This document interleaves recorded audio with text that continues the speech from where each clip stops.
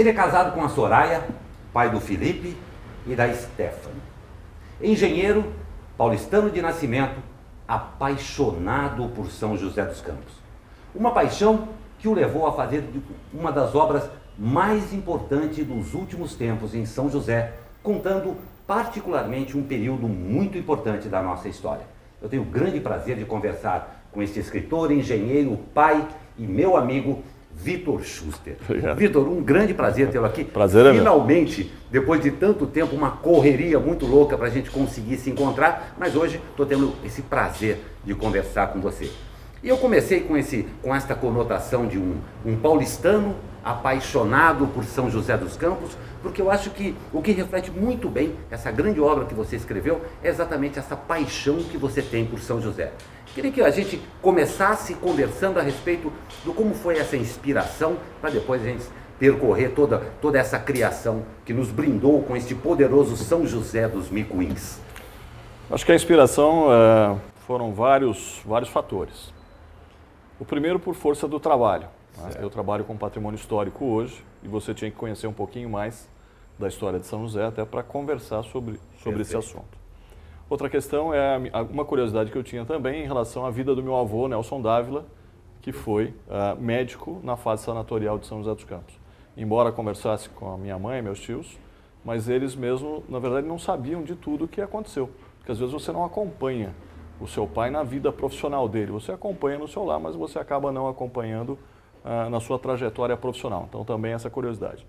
E sobretudo porque a gente deve sempre refrescar a memória dos atuais cidadãos aqui de São José em relação ao que aconteceu no passado. Não tem dúvida. Então você precisa mostrar os feitos daqueles que nos antecederam, sobretudo mostrar que a cidade de hoje ela deve, em parte, a coisas que aconteceram há 30, 40, 50, 60 anos atrás. Então, essas são as motivações que me levaram a construir um pouquinho desse almanaque. Eu costumo chamar que não é um livro, é um almanaque. Perfeito. Mas as motivações foram mais ou menos essas. Mas, e Vitor, eu acho fantástico, você está vendo algumas imagens aí também de São José dos Micuins, uma obra, repito, fantástica isso aqui, até pelo volume de informações e a riqueza que tem aqui na sua pesquisa. Foi uma pesquisa bem grande, porque esse material todo já estava à disposição. Como é que você fez? Você garimpou? Isso tinha à disposição nas nossas bibliotecas? Como é que foi esse início desse processo, dessa pesquisa? Na verdade, grande parte das informações você tem no que a gente chama Arquivo Público do Município de São José dos Campos, que hoje funciona subordinado à Fundação Cultural Cassiano Ricardo. Perfeito. Que, aliás, é uma obra da Fundação Cultural Cassiano Ricardo, apoiado pela Prefeitura de São José dos Campos.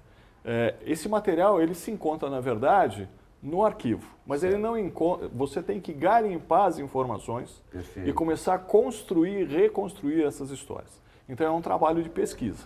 Essa pesquisa demorou mais ou menos por volta de 6 anos, entre pesquisar, condensar, revisar e escrever, 6 anos. Essas informações também constavam, algumas delas, em outros livros. Certo. Que foram escritos tocando na questão dos sanatórios, da fase sanatorial. E lá no comecinho do livro eu uso muito os viajantes que percorreram o Vale do Paraíba e o Vale, na verdade, Fluminense, e falavam, retratando das cidades durante o século XIX. Perfeito. Então é importante você pesquisar em todas essas obras que, na verdade, são de estrangeiros. A coroa, o Império, contratava botânico, desenhista, enfim, uma série de pessoas para andar e registrar. Então eu aproveitei também parte desse material, pesquisando em livros, e eu retrato aí como é que era, por exemplo, São José dos Campos no século XIX. E faço uma pequena comparação com as outras cidades. Certo. Um trabalho de pesquisa fantástico, isso daí também. E é gostoso até. E eu tenho certeza que isso daí, para você que acompanha, já acompanhou vários documentários também, todo esse processo, porque da ideia de se fazer uma obra como essa e você passar a realizá-la efetivamente, são vários momentos. Esse primeiro momento que você tocou aí, eu acho muito interessante e já quero perguntar uma outra coisa para você aqui, que eu tenho certeza que, como você, eu também estou muito curioso aqui. Houve também um envolvimento, porque a partir do momento que você falou que foram 6 anos, né, esse processo todo, houve também um envolvimento de outros setores da própria sociedade que tinham alguns materiais que talvez até não constassem do arquivo da prefeitura. Houve também um certo envolvimento com as outras famílias. Então, teve essa aproximação? Teve. Eu, na verdade, eu me fixei mais no arquivo da família da minha mãe, que é Ramo Dávila, e de um tio meu, Mascarenhas. Então, essas duas famílias, na verdade, que eram bastante tradicionais em São José, eu conversando com primos meus e perguntando para eles, já na fase de pesquisa, escuta, vocês têm material de São José dos Campos? Até porque um tio meu foi prefeito aqui, Pedro Popini Mascarenhas. Sim. Ele foi prefeito exatamente durante a Segunda Guerra Mundial. E ele, como prefeito, ficou prefeito 5 anos, evidentemente ele devia ter um grande material. E eu perguntei para meus primos, e até que um primo respondeu, olha, lá em casa tem um baú, eu não sei direito, mas são coisas de São José, porque ele mora em São Paulo. Sim. Eu falei, eu posso pegar o baú? E eu peguei esse baú. Bom, quando eu abri o baú, tinham inúmeras fotos de São José dos Campos da década de 40, inúmeros documentos, manuscritos, enfim. Então, basicamente isso. Também tem uma senhora chamada Edi Pontes, hoje ela tem 98 anos, e ela foi casada com o Sebastião Henrique da Cunha Pontes, que é uma personalidade importante de São José. Ela também me forneceu algumas fotos, conversamos um pouquinho, e ela, apesar de 98 anos, é uma pessoa extremamente lúcida. Então foi muito divertido conversar com ela. E enriquecedor também, e que viveu essa parte, né? Depois, quando ela recebeu o livro, é até interessante a reação, né, da pessoa. E ela começar a lembrar das pessoas que ela já não lembrava mais, mas com o livro ela reavivou a memória. Então, basicamente, eu usei fontes de um jornal, o Correio Joseense, que é um jornal que circulou em São José entre 1920 e 1967. Existiram outros jornais do final do século XIX e começo do século XX. São jornais de menor tiragem, eram jornais às vezes quinzenais ou semanais, enfim. Esses arquivos de família que eu disse para você, da família do meu avô, Dávila, e desse meu tio Mascarenhas, e as informações de vários outros livros. Perfeito. Porque quando você faz uma pesquisa, antes de fazer esse livro, na verdade, eu fui ler todos os outros livros que falavam sobre São José. Porque o E são muitos? Olha, lá no finalzinho, na biografia, você vai ver mais ou menos, falando de São José específico, a gente deve ter cerca de 2 dezenas de livros. Depois você tem outras literaturas que tocam em São José dos Campos. Certo. Eu diria que a gente tem em torno aí de 84 livros que falam sobre São José ou pelo menos se relacionam à nossa cidade. Então, para fazer este livro, primeiro eu fui ler os outros. E até para entender como é que cada um abordou. Entendi. Porque eu queria fazer uma abordagem um pouco diferente. Um livro simplesmente de texto fica cansativo. E hoje, principalmente a geração mais nova, ela é muito mais voltada a coisas midiáticas, né? Então, imagem, som, movimento. E um livro de textos provavelmente não faria tanto sucesso. Certo. E uma outra coisa é você fazer uma leitura muito simples. Você teve a oportunidade de ler, você vê que ele não é um livro erudito. Absolutamente agradável. É um livro fácil de ler. Né? Por quê? Porque ele foi feito e voltado para o cidadão comum. Aquele cidadão que ele não é historiador, ele não é pesquisador, mas ele tem curiosidade de entender o que foi essa cidade no passado. Né? Então foi feito dessa forma. É um almanaque, são 688 páginas. Ricamente as fotos, são os gráficos. São 694 imagens. Nossa. Mas para você ter ideia... Fantástico. Na verdade, quando eu fiz a pesquisa, eu tenho em torno de 4.700 imagens. Mas não cabem todas aí. Pelo menos no primeiro não, né? Pelo menos no primeiro. Uma outra coisa muito interessante. Você acabou abordando, tem um foco bem interessante em uma determinada época de São José dos Campos aqui, né, retratada isso. Isso que eu queria que vocês me usassem um pouco mais. Uma época muito importante que foi o turning point, um divisor de águas em São José dos Campos, mas de uma relevância não só para o Vale do Paraíba e para São José dos Campos, como todo o Brasil por um período muito difícil para todos nós, né? Que foi a época dos sanatórios aqui. Eu queria que vocês me usassem um pouquinho a esse respeito. Então, na verdade, São José convivia com os tuberculosos desde o final do século XIX. Você tinha um almanaque da corte que lá em 1884 dizia que São José tinha um clima excelente para a cura da tuberculose. Então já no final do século XIX, muita gente acabou vindo para São José, mas você não tinha sanatórios. Então eles viviam em pensões, repúblicas, por causa do clima. Obviamente a gente tinha os médicos que faziam o seu atendimento. Mas a fase sanatorial, na verdade, ela começa com o Vicentino Aranha, 1924. Ele é idealizado em 1916. Entre a sua idealização e a concretização se passam em 8 anos. E aí o Vicentino Aranha, na verdade, é o primeiro sanatório que a gente tem em São José. E aliás, até um marco, se me desculpe, é um marco muito grande o Vicentino Aranha em São José dos Campos. Eu vou te pedir liberdade um minutinho, que a gente vai para um rápido comercial, mas a gente volta com esse que eu sei que habita aí no seu coração também, um assunto fascinante. Converso hoje com o Vitor Schuster. A gente vai rapidinho para um comercial e volta falando exatamente desse maravilhoso Vicentino Aranha. Legal.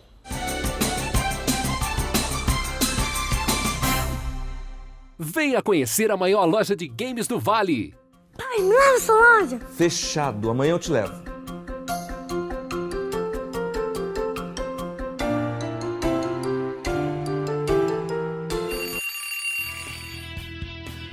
Pai, eu tô sonhando. Mundo dos Games. Consoles, acessórios, locação de jogos e filmes sem limite de troca, Clube MDG e muito mais. Mundo dos Games. Teopompo de Vasconcelos, 508 em São José.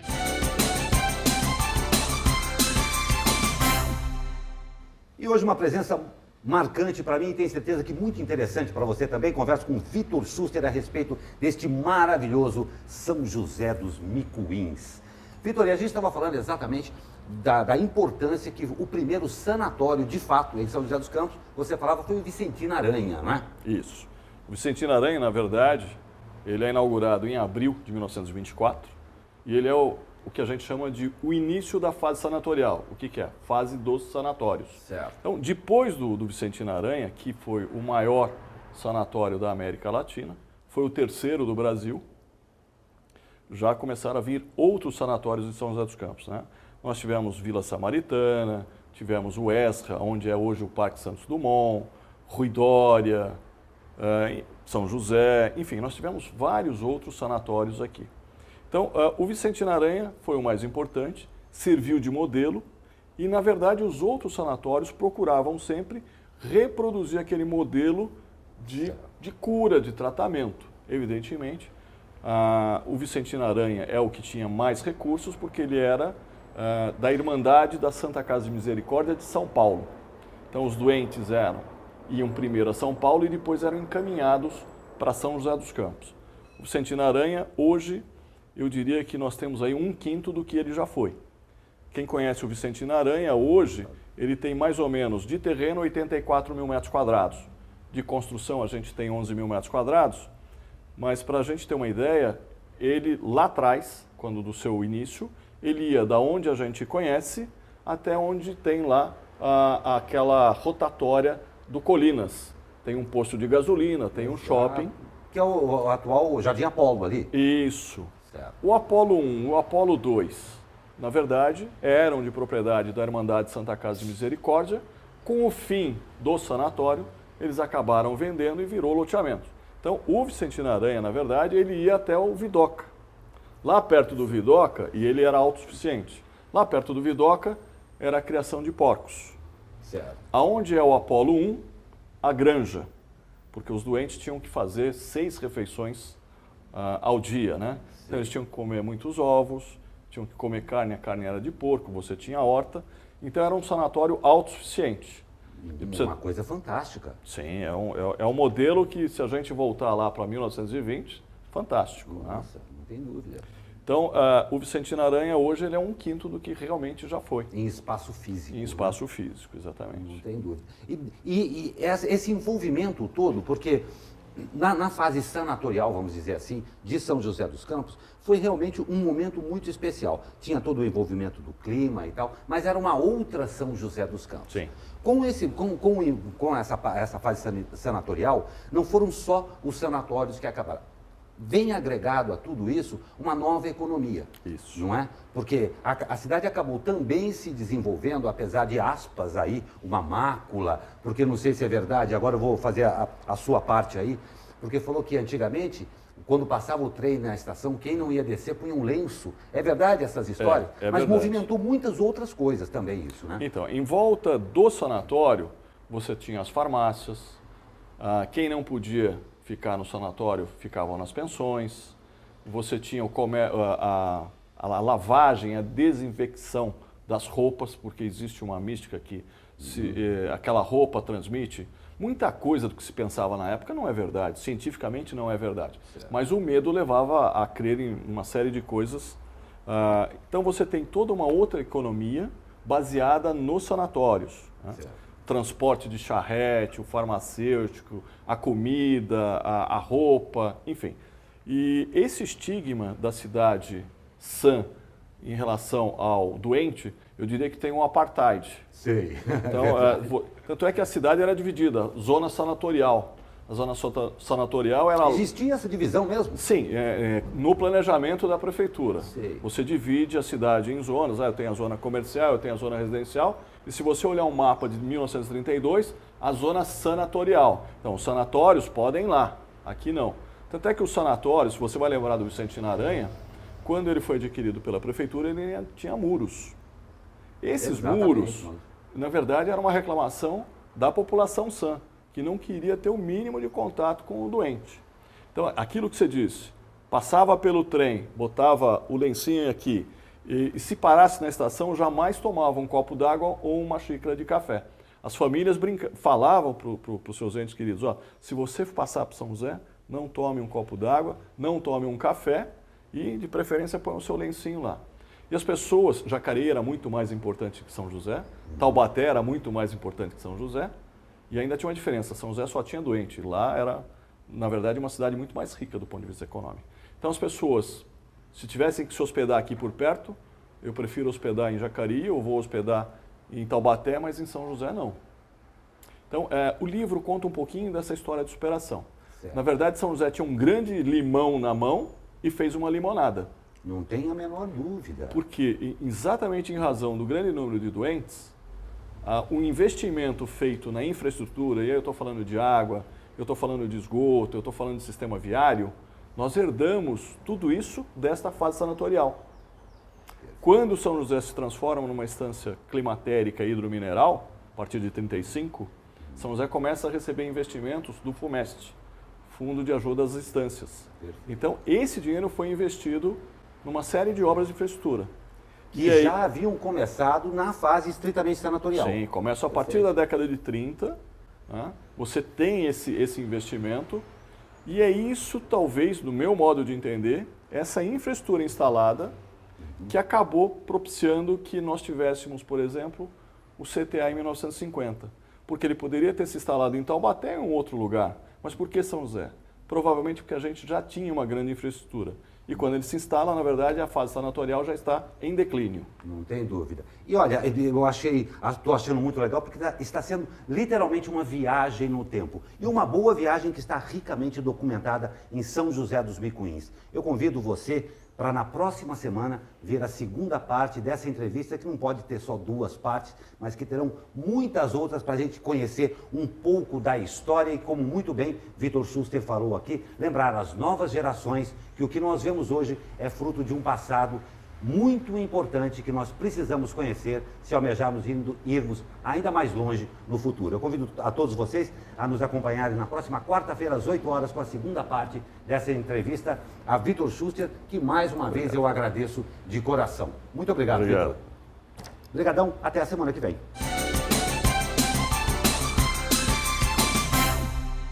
Venha conhecer a maior loja de games do Vale. Pai, me leva essa loja. Fechado, amanhã eu te levo.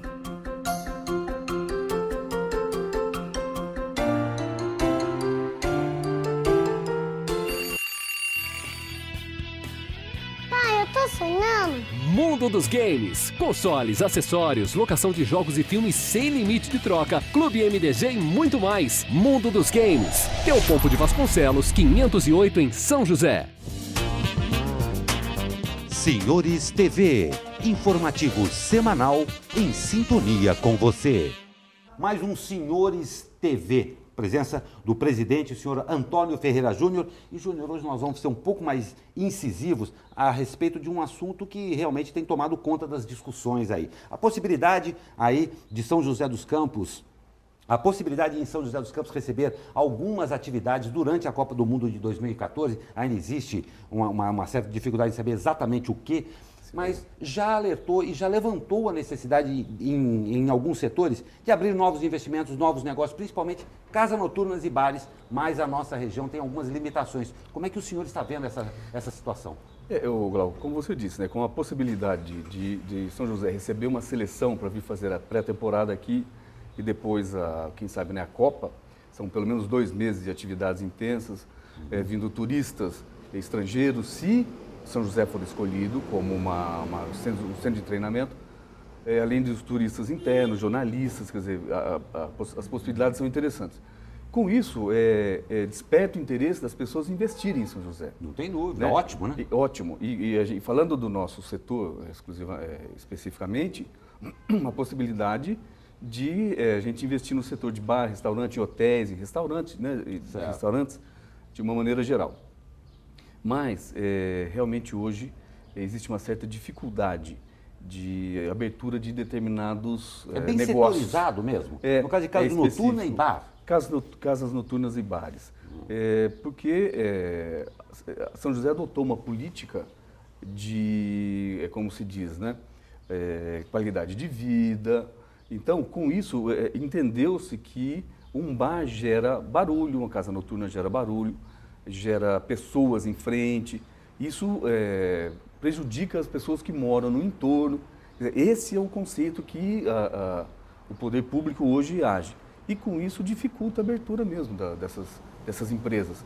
A gente não pode esquecer que essas empresas, que esse tipo de negócio é entretenimento. Quer dizer, as pessoas vão sair, vão se divertir, vão ficar em São José, não vai pegar a Dutra para ir para Taubaté ou para Jacareí, e gerar emprego aqui, gerar impostos, cultura, né, como a gente já conversou em outro programa. Exatamente. Então, é uma situação interessante, sim, para... E preocupante também, né? Porque como você falou, e você sabe muito bem disso daí, nós não estamos falando estritamente da parte, aspas, abre aí, por favor, do barulho, do volume de gente na frente da sua casa. Nós estamos falando de emprego, de geração de renda para a cidade. Sim. Então, existe uma preocupação muito grande dos senhores em também fazer uma colocação aí para esse empresário que pretenda abrir, né? Junto com o poder público. Hoje, Glauco, a gente tem contato com algumas pessoas que estão tentando abrir, que são extremamente profissionais.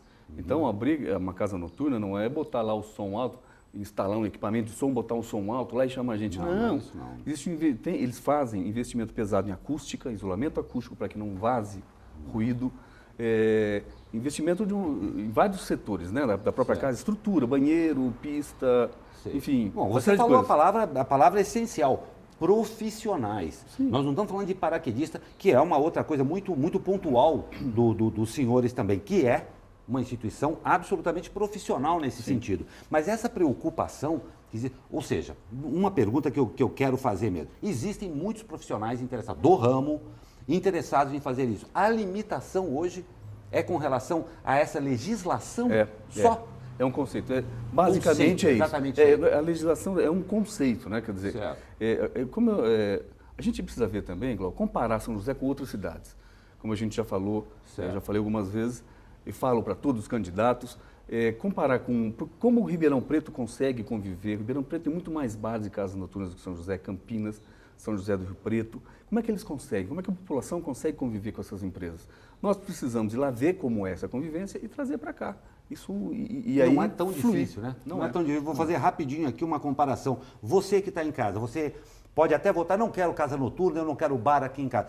Quando chegar no dia da sua folga e você descer e não tiver um lugar para você sair com a sua esposa, jantar, ir a um teatro, ir a uma boate, aí fica muito mais difícil. Mas os senhores estão muito atentos a tudo isso daí e a gente vai discutir mais a respeito disso. Eu gostei muito de você falar que a gente precisa aprender com os outros, porque solução existe.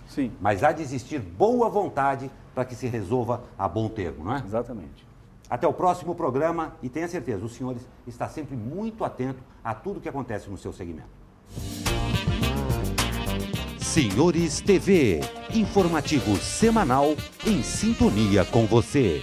Venha conhecer a maior loja de games do Vale. Pai, me leva essa loja. Fechado, amanhã eu te levo.